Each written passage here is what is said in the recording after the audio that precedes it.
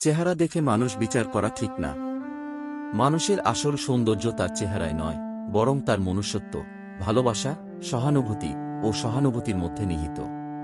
আমাদের সমাজে অনেক সময়ই আমরা মানুষের চেহারা দেখে তাদের বিচার করি, যা অত্যন্ত ভুল, অমানবিক। চেহারা দেখে মানুষকে বিচার করা মানে তাদের আসল গুণাগুণ এবং যোগ্যতাকে অস্বীকার করা। এটি শুধু অপ্রত্যাশিত নয়, বরং এটি আমাদের সমাজের প্রতি অন্যায়। প্রথমত, চেহারা ক্ষণস্থায়ী, কিন্তু মনের সৌন্দর্য চিরস্থায়ী। চেহারা পরিবর্তনশীল, সময়ের সাথে সাথে মানুষের চেহারা বদলে যায়, কিন্তু মনের সৌন্দর্য অটুট থাকে। একজন মানুষের মনোবৃত্তি, তার চিন্তাধারা, তার দয়া এবং সহানুভূতি তাকে সত্যিকারের সুন্দর করে তোলে। আমাদের উচিত মানুষের মনুষ্যত্বকে মূল্যায়ন করা, চেহারাকে নয়।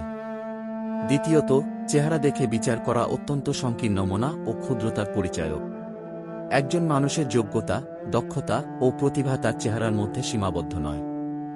অনেক মহান ব্যক্তিত্ব, বিজ্ঞানী, সাহিত্যিক এবং নেতা ছিলেন যারা চেহারায় খুব সাধারণ, কিন্তু তাদের কাজ ও চিন্তাধারা তাদেরকে অসাধারণ করে তুলেছে।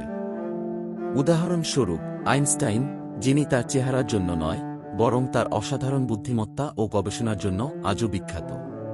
তৃতীয়ত, চেহারা দেখে বিচার করা মানুষকে অবমাননা করে এবং তাদের মধ্যে হীনমন্যতা জন্ম দেয়।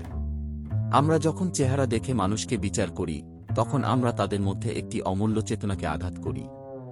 এটি তাদের আত্মবিশ্বাসকে ক্ষুণ্ণ করে এবং তাদের মধ্যে এক ধরনের নেতিবাচক মনোভাব সৃষ্টি করে। এটি সমাজে বৈষম্য সৃষ্টি করে এবং মানুষের মধ্যে বিরোধ সৃষ্টি করে। চতুর্থত, মানুষকে তার কর্ম দিয়ে বিচার করা উচিত। একজন মানুষের প্রকৃত মূল্যায়ন তার কাজ, তার ব্যবহার এবং তার আচার-আচরণের মাধ্যমে করা উচিত। যারা সমাজের কল্যাণে কাজ করে, যারা মানুষের বিপদে পাশে দাঁড়ায়, তাদের আসল সৌন্দর্য তাদের কর্মের মাধ্যমে প্রকাশ পায়। আমাদের সমাজে এই সচেতনতা ছড়িয়ে দিতে হবে যে চেহারা দেখে মানুষকে বিচার করা উচিত নয়।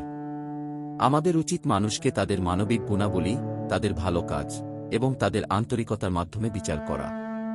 শেষে বলবো, চেহারা দেখে মানুষকে বিচার করা মানে আমাদের নিজেদের মানসিকতার দুর্বলতা প্রকাশ করা।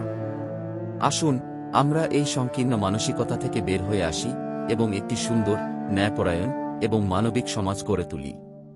আমাদের উচিত মানুষের আসল সৌন্দর্যকে মূল্যায়ন করা, যা তাদের মনুষ্যত্বের মধ্যে নিহিত। আসুন আমরা একসাথে এই প্রচেষ্টায় সামিল হই এবং সমাজে সত্যিকারের সৌন্দর্য ও মানবিকতা ছড়িয়ে দিই।